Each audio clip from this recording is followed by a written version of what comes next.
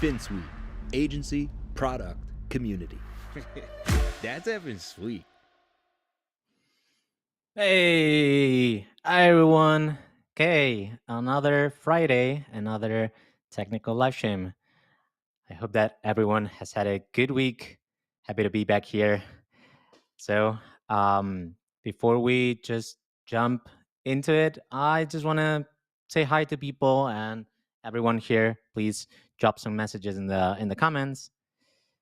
If you want to ask off-topic things, you've got 4 minutes, and then we're gonna start. Today, we're doing second part of the learn any JavaScript framework. In originally it was 1 hour. That was the idea, but it was like too much info, so we decided to split it in two different live streams. First live stream was the first hour. Today, it's gonna hopefully be just the second hour with enough info to be able to learn any JavaScript framework with these two live streams. Okay, nice. We've got some folks here ready in the comments. Hey, Gustavo. Hey, Josh. I see you excited. Josh, you were the most excited person in the first live stream. So happy to have you here. Hey, Duncan. Nice. Okay. Hello again. Yes. So, everyone who's here, if you haven't watched the first part, you can follow along today. It's fine. But I recommend that you go and watch the first part because there's a lot of info that I think that it's very valuable for you if you're trying to learn about any JavaScript framework. Doesn't matter. Doesn't matter which one it is. If it's React, if it's Vue, if it's Svelte, if it's Angular, if it's SolidJS, doesn't matter. Okay, same concepts for all the frameworks. But today we're going to be picking up from where we left. So there might be a few concepts that if you don't know anything at all from frameworks, you might want to visit those first concepts before understanding what we're talking about today. That being said, as I mentioned, you can totally follow along. I prefer that you stay here with me because then you can ask me questions. I'll try to make it, understandable for everyone. And then if you want to jump in and jump back to see the first live stream, go ahead and do it. I recommend it. I'm leading to a couple JavaScript projects right now. One of my state capital. So this is a very passionate topic for me. Nice.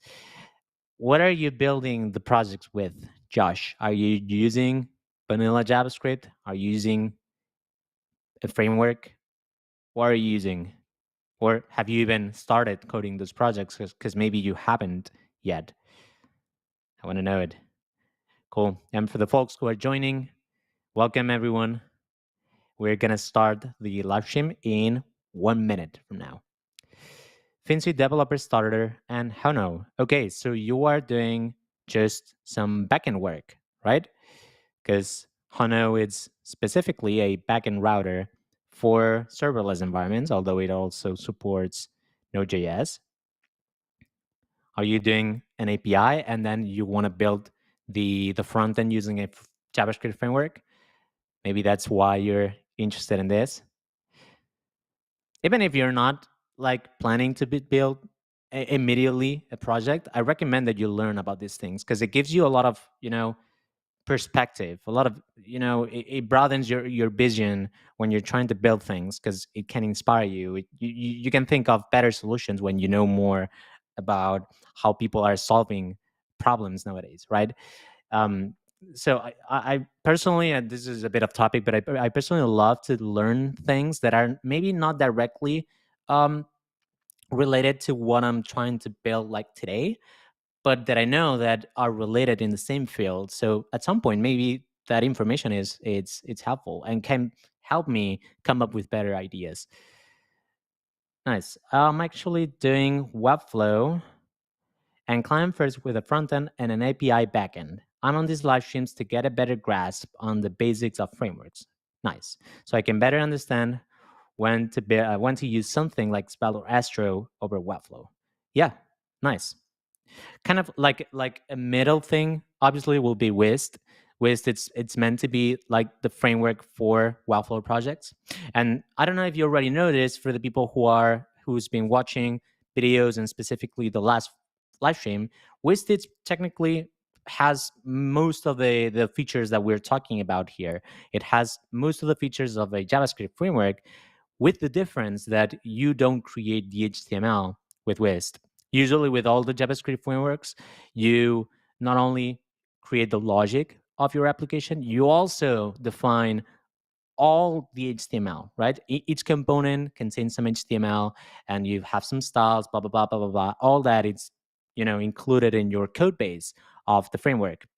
But in the case of wized, we're just separating concerns. Like all front end related thing, it's made in Webflow, which is static, and then wized comes in as a framework, but that does not generate the HTML. It just picks what it already exists from the Webflow project that you built, and then it initializes all these nice goodies from a JavaScript framework with the reactivity, with all the properties that you can add it on elements, and the event-based system, etc.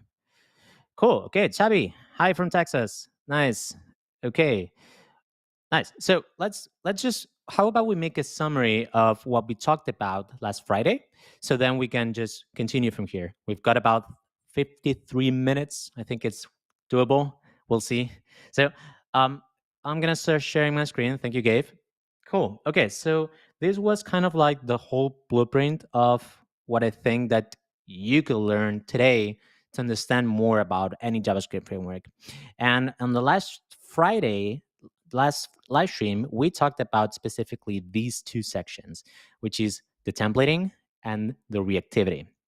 The templating, it's what I was just talking right now about, and it's that in a JavaScript framework, you can define HTML. You can encapsulate that HTML inside components. You can reuse that HTML within the components. You can also make that HTML dynamic based on conditions, etc. And then when you're creating components, you can also reuse them with properties, with slots, and also we talked about styling inside components or global styling. Okay, all of that is related to creating like the bone structure of your site. So this is what I was telling you, that in wized you actually don't do most of these things because these things are done in Webflow. But then the reactivity side, this side in here, it's what a JavaScript framework shines at. Any JavaScript framework, I'm including also wized in there. That it's that you can take these templated components that you created, these templates, but also inside them you can add logic, and that logic will be reactive. That's the idea. Actually, the name, for example, of React, which is the most known framework for most people, it's just because of reactivity, right? So in there, we talked about everything related to creating state, where you define a piece of state, and then we saw how when changing the state, things are automatically updated, right? So you could have some title, some numbers, so whatever, right, in that piece of state. And if you're referencing that state anywhere on your application, that state will be reactive. So when the state changes, your application automatically updates to reflect that new state. Then we also talked about how you can encapsulate state inside components. We also talked about different ways of managing state. We've got the component state. We also talked about the component context when we're dealing with parent to child relationships that get very deep. And we also talked about global state, which is a way of having state, but that it's not directly related to components, but instead it's extracted to an external place where that global state is being managed. We also talked about how with props in components you can pass data from parent to children, which it's kind of like the same idea of state. And the last thing that we talked about is about effects. And effects are essentially just a way of dynamically running some callbacks, running some functions based on state changes. Okay, this is all what we talked about in the first live stream in last Friday. Okay, now I'm gonna assume that some of you watched that live stream. I'm gonna assume that some of you didn't watch it, but maybe you can grasp the idea. Because now I want to start talking about more things, right? Because all these, it's a bit broad. Like, yeah, we know we can template, we got some things, and we can make them reactive, etc. But I want to get into more granular functionalities of the frameworks because it's still the same one across all of them. it doesn't matter if you're using React, Vue, blah, blah, blah, blah. All of them have a similar way to do things for the elements and for the components. Okay. And doing things with the elements, it's just going to be kind of like expanding the idea of templating plus reactivity. You'll see that in a second. But the idea is that elements, when you define elements in a framework, when you create an HTML tag, you can inject some goodies into it to make it, or to help you define more better that state of the element and how it's represented on the UI. By the way, if you've got some questions, comments, anything that you want me to revisit from the previous live stream because it's not clear yet, just let me know, okay? I think that we have enough time today to go over all of these. Let me see your comments here. Hey, Himansu, thank you for coming. That's actually a good refresher and tie-in. Mentally, Wiz seemed more complex to me. I really do need to give it more of a demo, especially given the Superphone Wiz demo project. Nice. Yeah, give it a try. Mentally, does it make sense to consider reactivity to be automatic document event listeners, in addition to props that are used not only not on the front end? Well, okay, I would like to point something out here, Josh. That's a really good comment. So Josh is saying, mentally, does it make sense to consider reactivity to be automatic document event listeners? Okay, so let's paint it like this. So imagine that we've got our browser here. Okay, this is our page. Let's call this mycoolpage.com. Okay, and this page has a bunch of elements, right? So I've got an element here like that. Maybe it has even a parent like that. And maybe inside this parent, you've got multiple elements like this, blah, blah, blah. Okay. Now, usually when you're dealing with just not a framework, but just dealing with elements and that's it, if you want to listen for events, you do what just said, that it's document add event listener. Okay. Well, so you can either add an event listener to this element or to this element or to the whole document, doesn't matter. Okay. But the moment that you are listening to events, you are specifically not being reactive, but instead you're just waiting for things to happen and to do something about them. Okay. Let me explain. Imagine that we are doing some clicking of an element. Okay. Imagine that when this element is clicked, I want to do something about it. Okay. So the moment that I click it, what's going to happen is that this element will bubble an event. It will say, hey, this element has been clicked. Okay. So we'll just say clicked like that. This event, it's going to be bubbling up. So anybody can listen to that event and then can react to it. So things go from the event that it's happening, and then it's triggering a bunch of actions. Those actions, you are defining them. You're saying, hey, when this is clicked, I want to do this and that and that and that. Okay. That's what an event system is. You listen for things to happen, and then you do something when those things happen. Now, on the other way around, imagine that this element, let me move this aside for a bit. Imagine that this element has some text in it, okay? And I'm gonna make this just to reflect that this is some dynamic property, okay? Remember the first live stream, most of the frameworks, you define text in a similar manner using this mustache syntax or similar, okay? So imagine that this text property is just some reactive property. So we've got I'm just going to do, for example, like React. Okay. So let's do React. I think that it's, how do you do state? Forgot. Declare state, it's use state. Yeah, that. So in React, you would declare that with use state, and you would do, I don't know, like my name, whatever. Okay. And in here, you get the text, and you also get a set property of set text like that. Okay. So this text here, it's not an event-based system.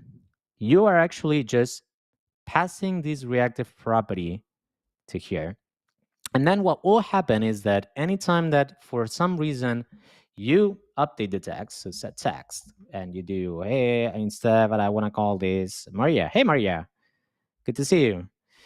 So if I change this, then this text will be automatically reacting. Okay, this is not an event system. This is an observable This is just an automatic effect that it's just tied to a specific reactive property. So in that case, you're not saying, hey, when the text changes, do this. You're just saying, hey, reflect always the text in here. And that's it. So the moment that the text changes, this also changes automatically. Okay. Now, usually in applications, you've got a combination of these two things. Okay. These are two different concepts. This is the state-driven side of the application and the event-driven side of the application. The state-driven is essentially this. You're saying, hey, I'm binding this to a piece of state. And the moment that this piece of state changes, I just want this to be automatically updated for me. Okay. So the state-driven side, it's declarative. You're just saying, hey, display the text. That's it. Okay. The event-driven side, it's actually imperative, because when something happens, you have to tell, hey, when this event happens, do that. You're giving it the instructions to it. So in this case, for example, imagine that when clicking on the element, you want it to change the text like that. So now this is kind of like a closed loop where you've got an automatic text, and then when an event happens, let's imagine that this is a click event, you can mutate the state, right? So then you're changing how the application is supposed to be represented, and the application automatically updates itself. So reactivity in frameworks is far more complex to handle than I currently think. So it's really its own mental model for consideration. Well, yeah, but the moment that you understand this, that there's two different sides in an application, that you've got the state-driven side and the event-driven side, then it all will make sense. State-driven, you've got reactive props, you've got reactive state, and you depend on it. And then event-driven, you're listening for events, okay? And that could be actual DOM events. It could also be component events, which I want to talk about today. It can also be state events. Like you can say, hey, when this piece of state is like that, do this, right? You can potentially do that too. So, well, yeah, hopefully this is making more sense now, Josh. And now that we've been talking about this, now I think that it's the perfect time to start talking about element directives. Okay. So same as we've seen here. Okay. Remember that we can do all the templating in our frameworks. All the elements that we have in a framework can have some directives. We can pass it some things. And the first thing that we saw is the text, right? So essentially, we can bind text to be to a piece of state, as you saw it right now. So here's how you would do it in React, like this. You would create the piece of state, you just get the text state, and then you pass that. And this is, I think that this is how you do it in React, I think. Actually, let me remember this. Well, no, in React, you do single braces. So in React, you would do this. In Vue, you would do the double message thing. In Svelte, I think that it's also the double message thing, etc. But you're just defining a piece of text that it's tied to a piece of reactivity, like that. So let's see more things. For example, we can also have not only text, but we can have dynamic HTML. So imagine that inside my element, this element here, let's make it a bit more obvious. Let's actually write HTML. So let's imagine that this is my div. Yeah, why not? My div, like that, okay? And imagine that this was my piece of state, like that. Now I'm writing a bit of HTML, don't be scared. It's just what you do with Webflow usually, but with the code. So imagine this. Usually, for example, in here, you would have passed the text like that, right? When you're defining the template in your component, you're saying, hey, this is my HTML, but I'm telling you, hey, I want you to reflect the dynamic text piece of state that I have. I want it to also be displayed in here, like that. You can also do HTML. Okay, so imagine that instead of passing this, you want to say, hey, in here, inside this div, I want to display a piece of HTML that might be dynamic. Okay, you can do that. In Vue, you would do it with the bhtml like this. So actually, you can check, for example, Vue. It has all these document with all the built-in directives. So there's this bhtml, which essentially you just pass it as an attribute, and that's it. In Svelte, you've got the add HTML HTML tags, I think it is. Yeah, like that. You've got the add HTML to be able to render something. In React, I think that it's something called dangerously set inner HTML. I think that it's, I believe, might be outdated, by the way. These dogs are old. Oh, let's see. In React, how you would do that? Converting HTML, rendering HTML, rendering interesting HTML. Yeah, I think that it's this maybe render study. No, it is not this. But there's also a way of doing this, of passing HTML. I'm not very professional at React. I apologize. What are the perks that to be versus passing the HTML string literal? Well, the downside of passing HTML is that it potentially it's vulnerable to cross scripting attacks. That's a security concern to consider.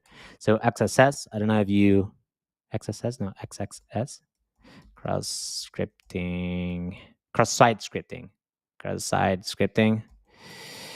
It's XSS. Okay, if you want to check that, it's essentially a vulnerability where people might be able to inject some HTML to your page. Yep. So you want to be careful about that. Usually, it's not recommended to pass HTML directive unless you really trust the stores and you know what you're doing. But it's something to have in mind that all frameworks provide the same: dynamic text, dynamic HTML. Let's see what else we can do. We can also have conditionals. So basically, safe handling of passing literals raw. When you're rendering text, it's safe because it will always be just escaped. But when you're rendering HTML, it's not going to be escaped. So you really have to trust the source of that data, because you're rendering that on the page, and you want to make sure that you are not, hijacking it with some hacky HTML in there. Okay. Okay, so next thing, and this is actually quite important, it's the conditionals. Okay, so when we're defining HTML, let's go back to here. We've got our page, we've got a bunch of elements right in here, like that, with a bunch of elements. But maybe, just maybe, you don't want to display all the elements, right? Maybe sometimes, depending on the state, you want to display these two elements. Maybe sometimes you want to display only these element. Maybe sometimes you just want to hide the whole thing, this whole section. We can have conditional logic. I think that in component party, we can check that. Yes, we can. So with conditionals, again, because these frameworks handle all the rendering of the application for you, you can tell the framework, hey, when this piece of state it's true, I want you to display this HTML. I want you to render this HTML. But whenever this piece of state it's not true, I want you to hide this piece of HTML. Okay, so let's imagine, I'm going to get rid of this for a second. Let's imagine that this whole section depends on a piece of state that we're saying, hey, I'm going to do a view state now. I'm going to say display section, okay? And this piece of state in view that you would do with a ref, maybe you want to have it to true or to false, right? You're creating this piece of state. So now you can make this section, let's call this, I don't know, like display products section. Try to always be as explicit as possible.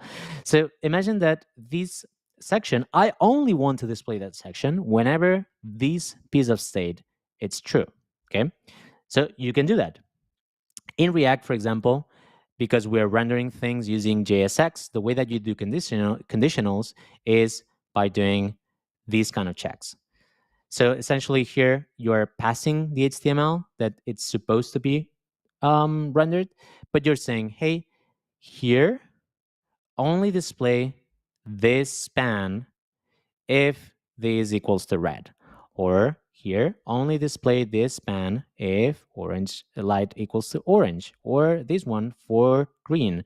The reason why this syntax is done, it's because in JavaScript, when you do a check like this, you check for one condition and then you do an AND operator, and then you check another condition.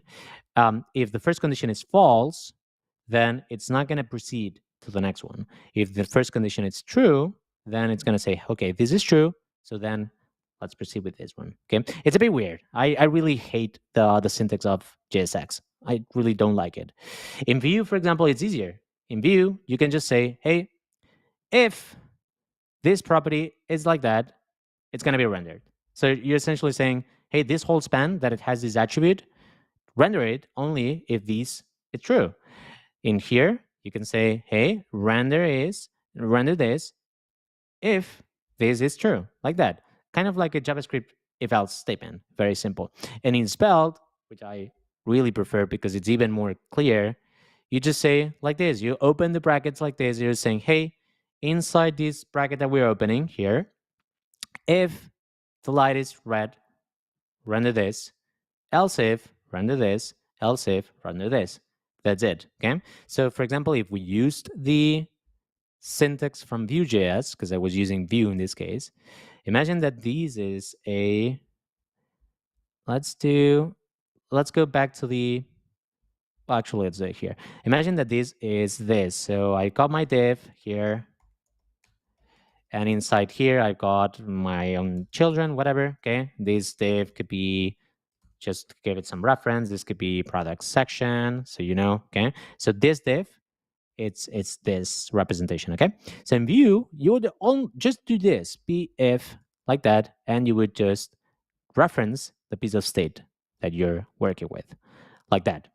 Okay. So then essentially you're telling Vue, hey, this whole div and all its children inside it only render it whenever display product section is equals to true. So if for some reason, some function after clicking some event, whatever, this piece of state changed to false, okay, this state now it's different, automatically for me, same as happens with the text, because this is state driven, Vue will know, oh, okay, this is false. So this means that this goes away. Vue is going to destroy this from the page. It's going to remove it completely. Okay. And that's one thing to distinguish between when you're doing things with interactions in Webflow, for example. It's not going to hide it. It's actually going to completely erase it from the page. Okay. So the element itself, whatever element you're working with, will just disappear from the DOM. It will be removed. And if it has any event listeners, if it has any nested state references, it will just clean up everything because it needs to be memory safe. It needs to be performant, right? It will just handle everything for you. So the state changes send events that the framework handles automatically.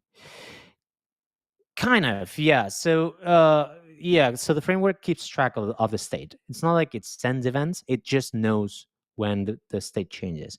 Actually, that's a good point. I can get deep into that. The way that it does that, it's a bit different depending on the framework. Okay, let me show you 3 different ways of doing it. I'm gonna show you React, Vue, and Svelte. Okay, so in React you would do this.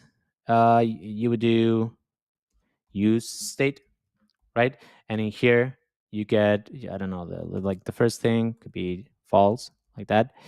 And then in React you get 2 things. You've got the state reference, and you also get a callback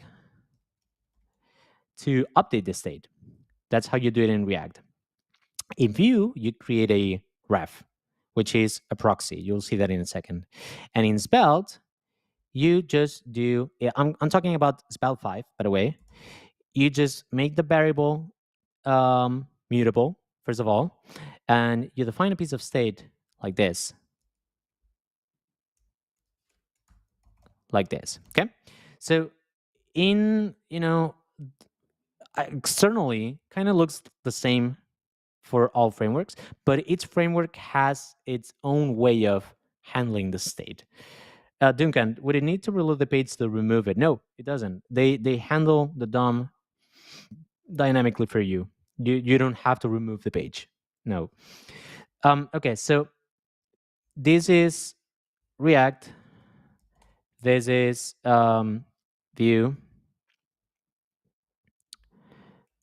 Vue, and this is Svelte. Okay, so you have a bit of reference. Svelte.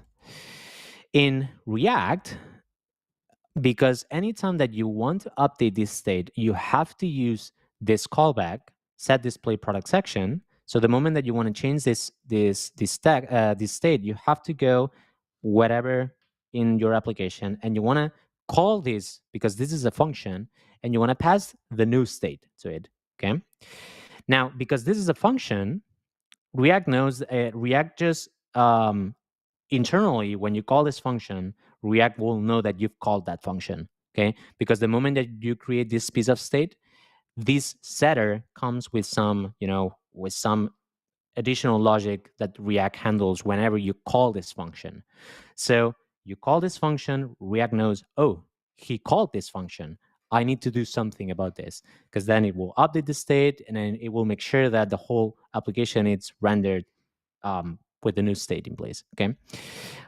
In the case of Vue, in Vue, you have a proxy, a JavaScript proxy. So the way that you update state in Vue is by saying this value equals to true or to false. So let's make it to true. Okay. Now, this might be a bit weird, like where the hell this dot value thing come from, right? And the reason is because Vue, when you create a piece of state like this with a ref, what Vue does is it wraps that state, it wraps that value, which initially was false, it wraps it inside an object, a JavaScript object. Okay. So instead of having just false like this, Vue creates an object, and inside the object puts, okay, value equals to false like this. Okay. And the reason why it wraps it inside an object is because it creates a JavaScript proxy. So it's not really just a simple object, it's a JavaScript proxy. And a proxy is just a fancy way of saying, hey, I'm creating an object, but I am going to be notified anytime that the properties inside this object change. So whenever you go, and as I did in here, I updated the state using .value equals to true, it's not going directly to update the property to the object. It's actually, first of all, going to the middleman proxy that Vue created. And the proxy from Vue, it's saying, oh, he's updating the value property. So now I can go ahead and do whatever I need to do in the application to reflect this new state, right? So it's kind of like just doing a similar approach like React, but just hiding it. Like you just update these ref, and then Vue just does things in the background. But it's the same concept. You update the state, Vue knows that you updated the state, and then it goes ahead and makes sure that that state is reflected. Okay. Hey, John, thank you for coming. And the last one is Svelte.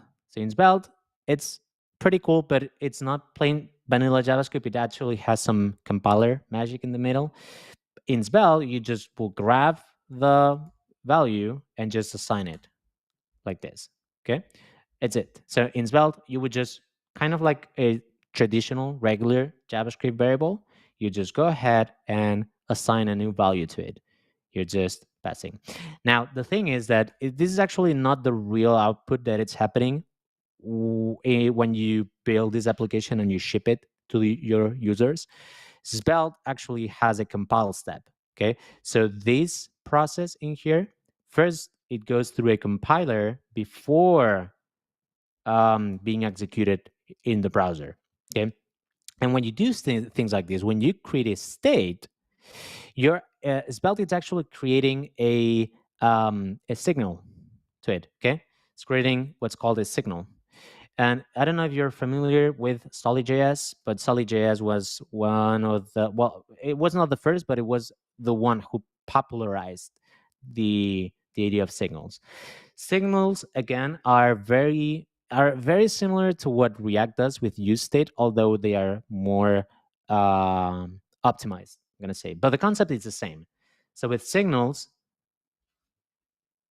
yeah, well, signals are kind of like the same thing. When you create a signal, um, you get two things. You get a getter and you get a setter. Okay, getter and setter, like that.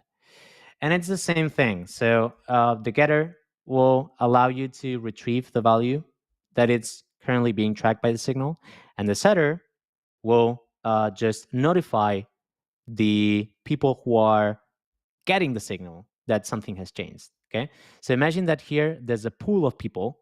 Just whoops, there's a pool of different stakeholders, doesn't matter, that it's listening to this signal. Okay, so it could be, let's just call them A, B, C, D, whatever. Okay, A and B and C, like that. The signal, what it's going to happen is that anytime that somebody from somewhere, doesn't matter, changes the signal with the setter, updates the value of the signal will automatically just send just a push to this, all of these that would say, hey, the value actually changed. You should know about this. Okay, you've got a new value. Okay, and then you should re-render. You should do whatever you need to do to reflect this state. It's I'm just gonna say that it's kind of like an optimized way. It's a better way of React's use state. Okay, it's actually a bit more complex, but if I'm trying to explain it like a 5 years old, that would be the idea. So Svelte actually creates a signal for you. So you don't realize it, but the moment that you define a piece of state like this, in the background, Svelte is actually injecting a bit more JavaScript to create this signal. Okay. Okay, but again, kind of different concepts when dealing with the state, as you can see in the background. But you, as a user, as a developer, you actually don't have to think about these things. You just need to know, okay, this is the facade that I'm working with. I define the piece of state and I reference my piece of state inside my components, and the framework is taking care of things for me. That's all you need to know, unless you really want to get deep into the concept. I like pain, which is why I'm learning React. Yeah, you really like pain. Duncan, after learning React, I really recommend that you give it a try, either to Svelte, obviously, I recommend it a lot, but also to Vue 3 with the composition API. Because it's way simpler than React. Or I recommend that you also give it a try to solid.js. Solid.js, maybe it even makes more sense if you're learning React. It even makes more sense for you to give it a try to Solid first, because you will realize how badly optimized and how weird the mental model of React is the moment that you learn solid.js. Because solid.js will have very similar syntax, will be very similar to write to React, but you will realize that you have to think a lot less with it, because React has all these hooks that have some effects when you run them, and that you need to understand when things are getting updated in case that you want to do some advanced stuff. Like you will see how in some cases React has a lot of gotchas, and solid.js simplifies that a lot because it implements the concept of signals, which Svelte also does. Okay, that's a lot of info, I know, but you'll see the difference. After learning React and Next for months, I learned Svelte on Saturday and never looked back. Yeah, I know. I get the feeling. Cool. Okay, let's talk about more things, because I don't want to drift away from the topic of the live stream, which is learning about everything that you can do in all frameworks, no matter how different the syntax is, no matter how different the mental model of how the framework handles things in the background. The idea, the concepts are the same. So, for example, attributes. Imagine that here in my parent, okay, this parent here, I want to have some dynamic attribute. Imagine that I want to have, I don't know, like data custom equals to my value. Okay. You can have dynamic attributes with elements, same as we do for text, where we tie a piece of state to the text of an element. We can have also dynamic attributes. So imagine that here, I want that to just store the text. So anytime that the text changes, the data custom attribute that it's applied to this div will automatically be updated too. Pretty simple. In the case of view, you need to append a column in front of it because you're telling it, hey, this is dynamic. And then you don't need to use the mustache syntax like that. That's how you would do it in view. In Svelte, you just pass the mustache syntax like this. I think I want to remember. Actually, I think that you can even get rid of the quotes. Maybe I think that it's like that. 1 second. Let me try to remember this. Attributes, element directives. No, it's just single quotes. Okay. So single quotes like that to make it, yeah, single bracket. Thank you. Not single quotes. And in React, I actually don't know. Do you know how to do it in React? How do you do it? How do you do it? How do you do it? Probably like this. So same thing. So you're defining the attribute and you're passing this. This is a bit different because it's an event listener, but with attribute should be the same thing. So again, also single bracket like that. Okay. Okay, more things. CSS classes, same thing. Okay, so CSS classes can be dynamic. Imagine that for some reason you got another piece of state. I'm gonna make it with Svelte. You got another piece of state that says, I don't know, user is admin. I don't know. Okay. And you say, okay, whenever the user is an admin, I want this element, this div, to have a different color to be red. I don't know. I don't know why you want to do that, but to do that, you might need to pass a class like is admin, right? Now, this class only needs to be applied if the user is an admin, right? So you can also do this with all the frameworks. All frameworks have a built-in way of defining dynamic classes. In the case of Svelte, the way that you do it is you pass class, you do colon, you pass the name of the class, and then you pass the state to it. So essentially, you're telling Svelte, hey, whenever the user is an admin, so whenever this piece of state is true, I want you to add the is admin class to this div in here. Okay. The way that you do it in Vue is you just pass the colon like that. So in Vue, anytime that you're doing this, it's because you're telling that it's a dynamic thing. Okay. And if I remember correctly, you can do a bunch of things in Vue. You can either pass just a single thing like this. You could do user is admin and is admin. So you could do like this conditional check like you do in React 2. You can also pass an object, I believe, and then inside the object you can say you can pass a bunch of classes and you can tie those classes to a piece of state like that, and Vue will automatically say, okay, you've got this class here, and whenever the user is admin, I'm going to add this class. So this is a way of doing that in Vue. And in React, I believe that it's just following the JSS syntax. So you would probably do what I said, that let me see how you can add dynamic classes in React. Let me ask ChatGPT how to add a dynamic class to an element in React.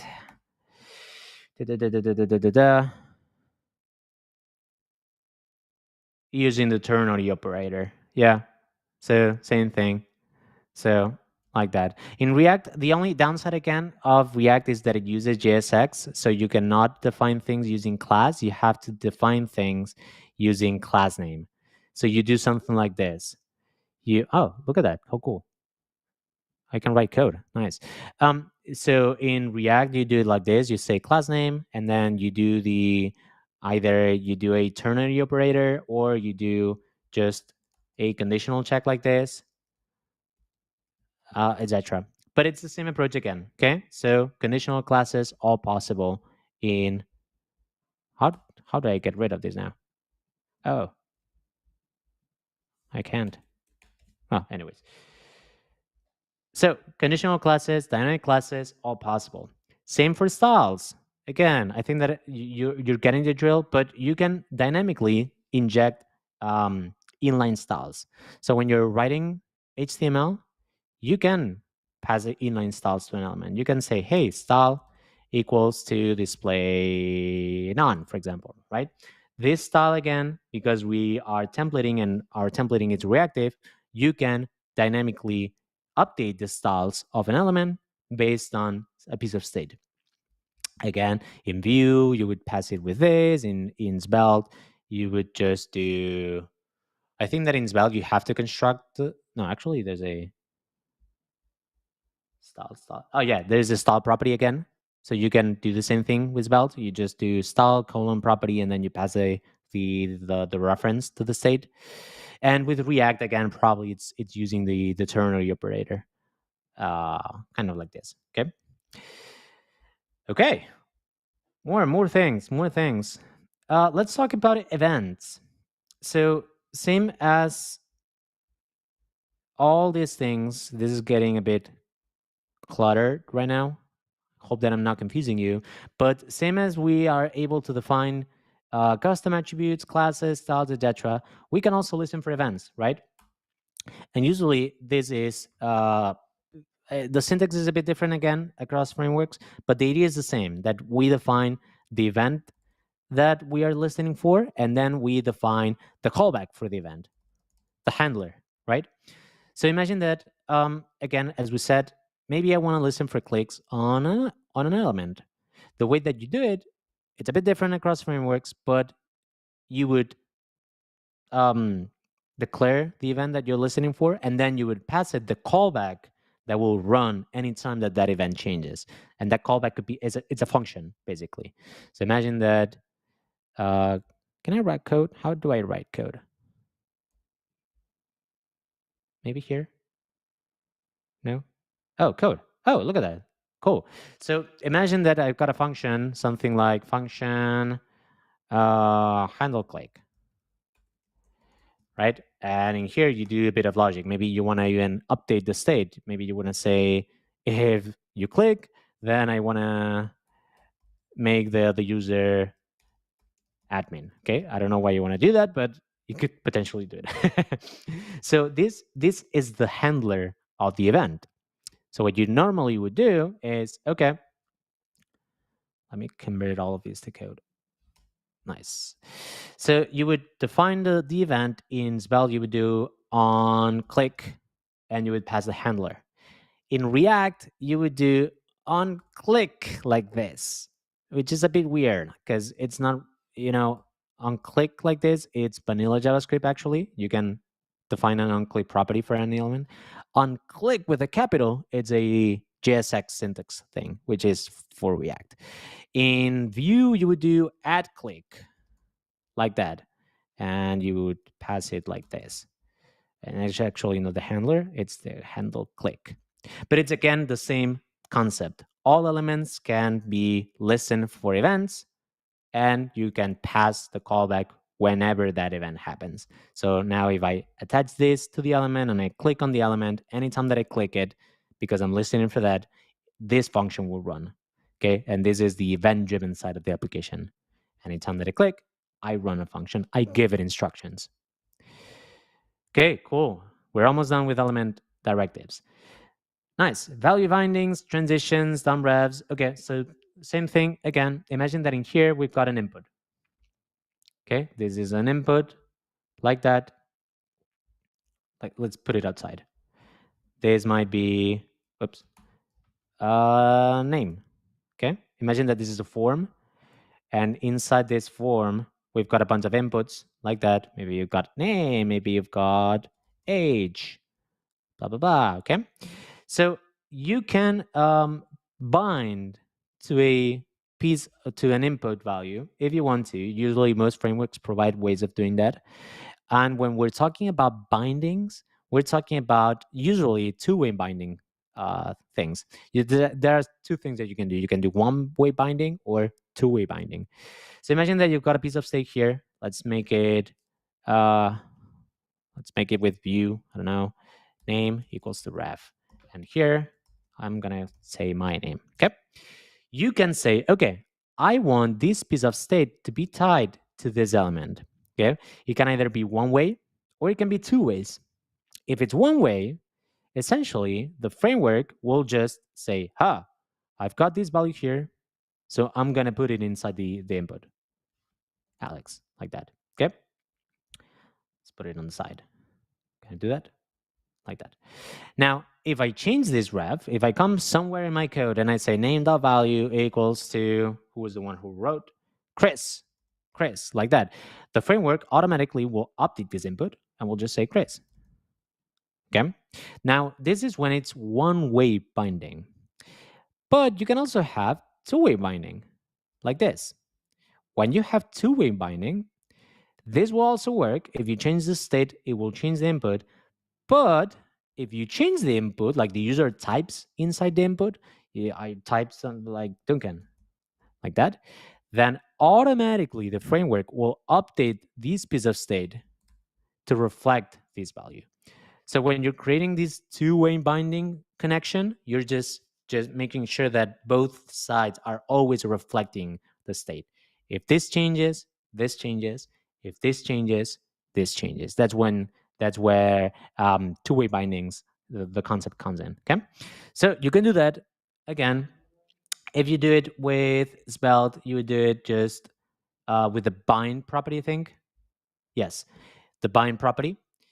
And this creates a parent, well, these two-way bindings.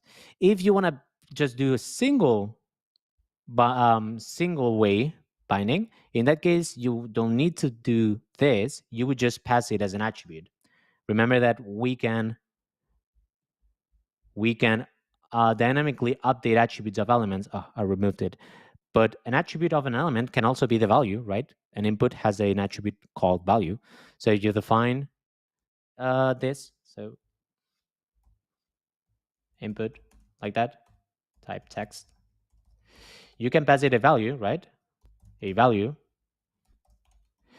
And that would be one-way binding. So anytime that the value changes, the value attribute of the input changes. So then what's displayed here in the browser also changes. If you do two-way binding, like we saw in Svelte, now you're saying, hey, not only update the input whenever value changes, but also whenever the input changes, update my, actually name, update my state, right? In Vue, the syntax would be, I think that it's B model. I think that it's pretty sure. And in React, I think that there is no two-way binding, but there's one-way binding. In React, if you want to do two-way binding, you have to do it yourself. And by doing it yourself, it means that you have to listen for input events. And then the input events have to go ahead and update the piece of state. So kind of like you need to do some extra steps to be able to achieve the two-way binding. But again, same concept for all the frameworks. Transitions, I think that I don't want to get into this, but essentially when you're rendering things, when you're dynamically rendering an element, remember that we could potentially bind this rendering of this element to a piece of state like this. So this element can be conditionally rendered based on the display product section, right? Most frameworks, whenever you render or destroy an element, so when you put some HTML on the page or you remove some HTML on the page, usually what happens is this. Let me do it, I don't know, like here. If I grab this element, let me zoom in a bit. This is some random. But if I just go ahead and do this, this just goes away, right? If I remove HTML, it just goes away. It's removed automatically. But sometimes you might want to you might want to animate things, right? You might want to kind of like fade out or move the element to the side before it's completely removed from the DOM. And usually frameworks also provide that. You can do transitions.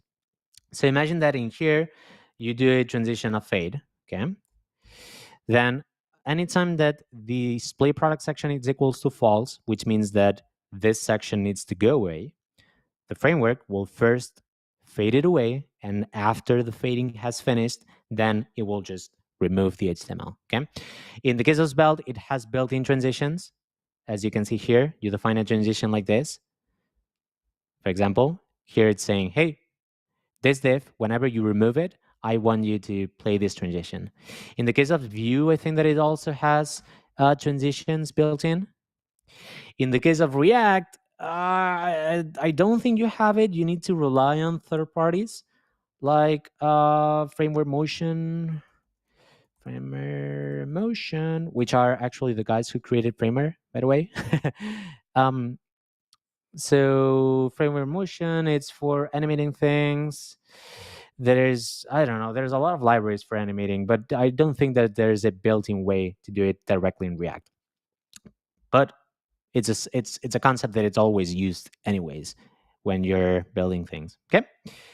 And the last thing that I want to talk about with Element is that usually, well, not usually, sorry, but sometimes you might want to have a direct reference to these element.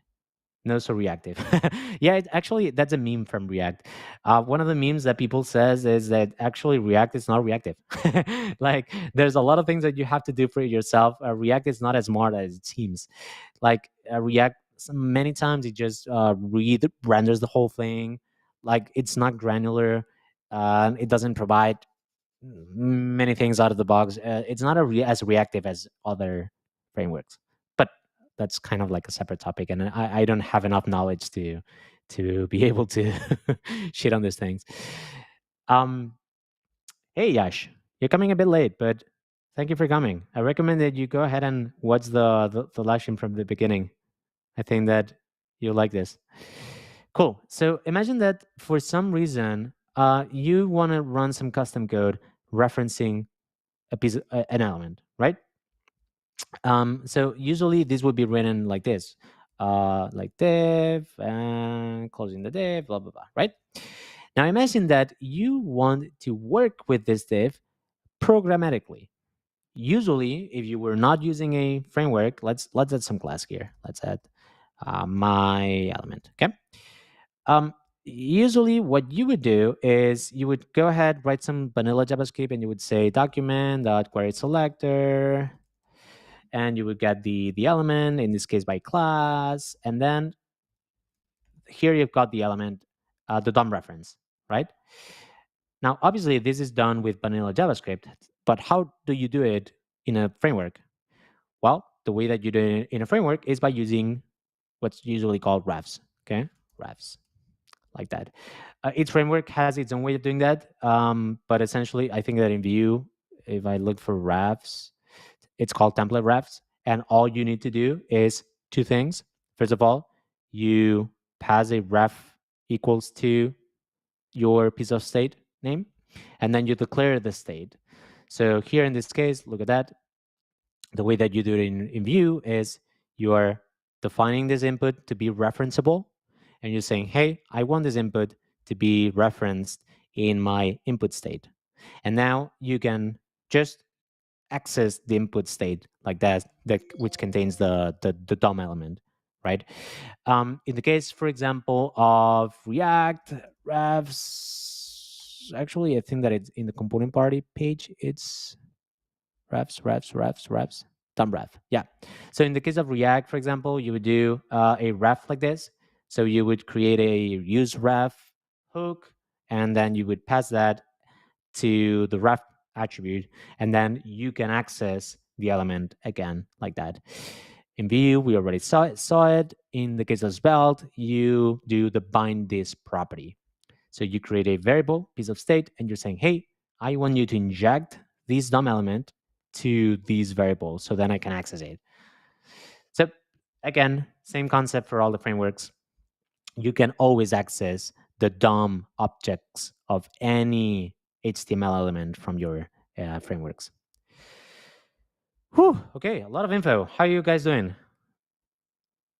Drop me some comments here. I love with steering with, it helped a lot to understand reactivity. Nice. Yeah, love it. Yeah, I mean, most of these things are also done in Wist. You can have dynamic tags, you can have dynamic attributes, you can have dynamic classes, you can have dynamic displaying rendering of elements. You can have input value bindings. All of these, it's baked inside Wist. So basically all these things. Yeah. How you doing, guys? The last thing to talk about would be component directives, but it's kind of like the same thing. I don't want to confuse you guys. I think that we can like not get deep into this, but up until now we've been always just talking about HTML elements, right? But remember, if you watch the first live stream, in all frameworks, the way that you use components is by using them as HTML too. So my component like that, right? And that component encapsulates a bunch of HTML too, blah, blah, blah, blah, blah, blah. So you can also, for example, here that we are listening for click events on an element, as we saw before, you can also listen for events from components. So you can pass events up from your current component to parent components. That's something possible in all frameworks. I don't know if we can see it here. Component composition, emit to parent.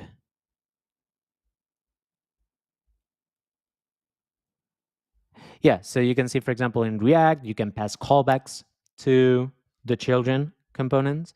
So then those callbacks will be run. So we've got the functions here, but you're passing those functions down to children. So you can, anytime that the child calls this function, it will run this in here and you can update this state. In the case of Vue, you can listen for events like this, same as elements, but you listen for events and you define those events like this. Define emits. You're defining the how events are emitted from child to parent components. In Svelte, it's just, again, kind of like React. In Svelte 5, you have the callbacks and you pass those callbacks as component properties like this.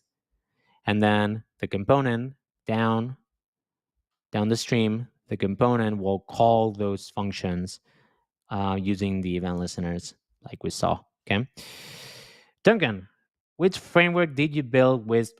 It's built with using Vue. It's using Vue 3. In particular, we use the composition API. Vue is a bit confusing because it has different APIs. And we also try to use the syntax for script setup.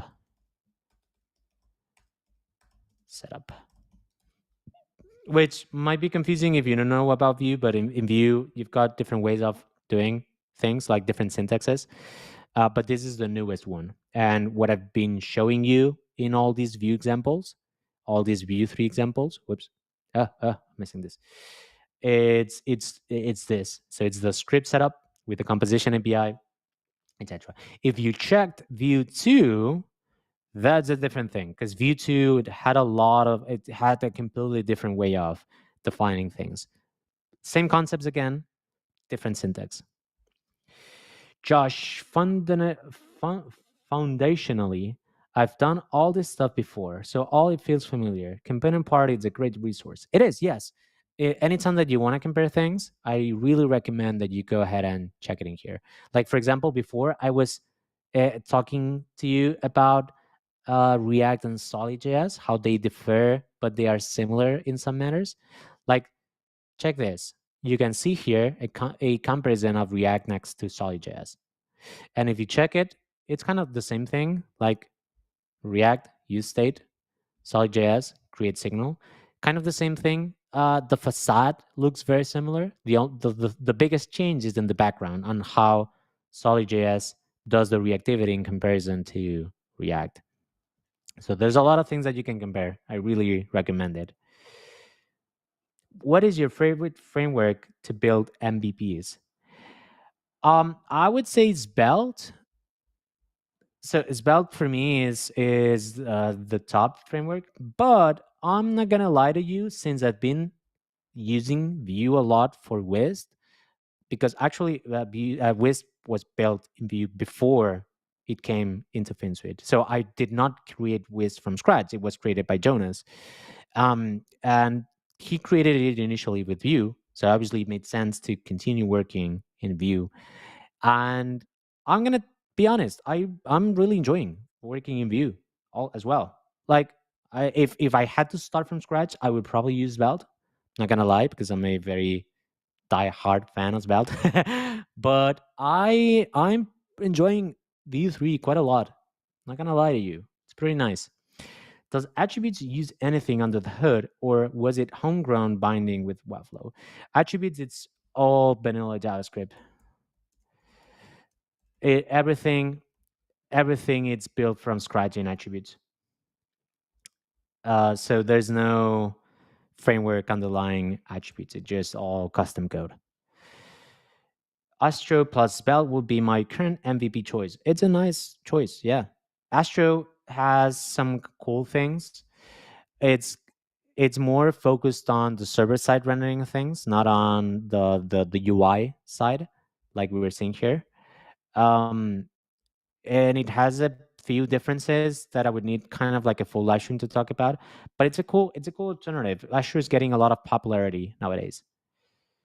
Svelte feels most natural when you know HTML, CSS, and JavaScript. Yeah, that's what I really love about Svelte, is that you're just writing HTML, but then you're sprinkling a bunch of magic on top of it. Sammy, Vue compared to React. What do you want to know, Sammy? Like the syntax, or do you want to know the like how I feel about it? What do you want to know?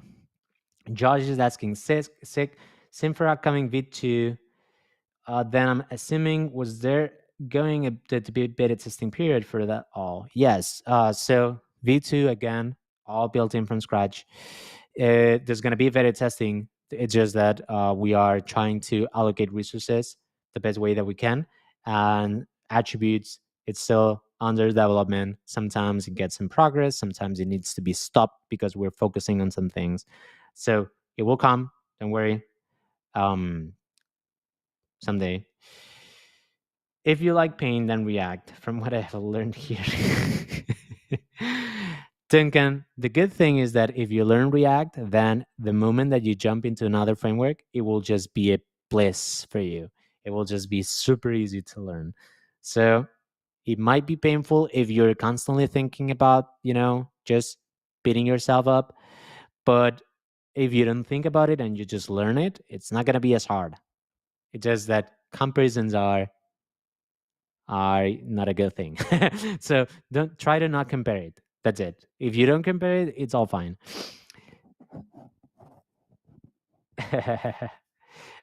Ease of usage, Sammy. I'm absolutely gonna tell you that Vue 3 it's way easier to use than React. Absolutely, because Vue 3 it's way more predictable to build things instead of React when it comes to the reactivity model. Uh, React has a lot of hooks that you need to learn from specific use cases to know how to allocate the memory better, to just make your application performant. And in the case of Vue and Svelte also as well, they just do a lot of things for you. It's way simpler. And the syntax is, to me, because I really, what I don't like of React, one of the things that I don't like, is the JSX. JSX, these templating system that they have, I really don't enjoy it. It's something that it doesn't click for me. So if you ask me, Vue 3 over React all the way. Absolutely. Okay, cool.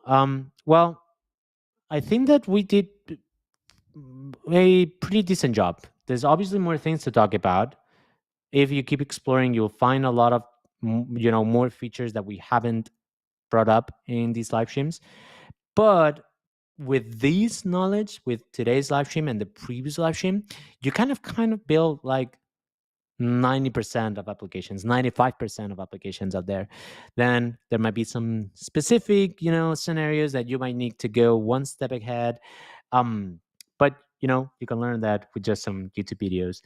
So, guys, I encourage everyone to now start building things with frameworks. Start building things with anything. You just go ahead and try stuff. Try to build with Webflow, try to build with a framework, try to build with Webflow and wized, try to build things, and you'll find what you really love. But that's it. Okay. I think that we'll end it here. Appreciate everyone who's been coming, and see you next Friday. Next Friday, I think that we are doing. Is it the office hours next Friday, or the next one? I don't know. Gabe, do you know it? Let's see if Gabe can jump in the comments. Because I don't know if the next Friday it's the office hours or the other one. And I would like to announce that. Not sure. Well, anyways, don't worry. Guys, next Friday, it's going to be either on YouTube, another topic, or it will be a private session with Finsweet Plus users where we do office hours, where you can ask me anything. We have a full hour. Usually it's more like 2 hours things, where you just go ahead and ask me for anything, and I'm going to be helping you as much as I can. Okay. Oh, it's the next week. So in 2 Fridays from now. So next week, one live stream, we'll talk about something. I don't know. I'll come up with a topic. So appreciate everyone coming. Thank you, guys. Share this, like it. I don't know. Do whatever the algorithm wants us to do to make this video a bit more popular. And see you next Friday. Thank you, everyone.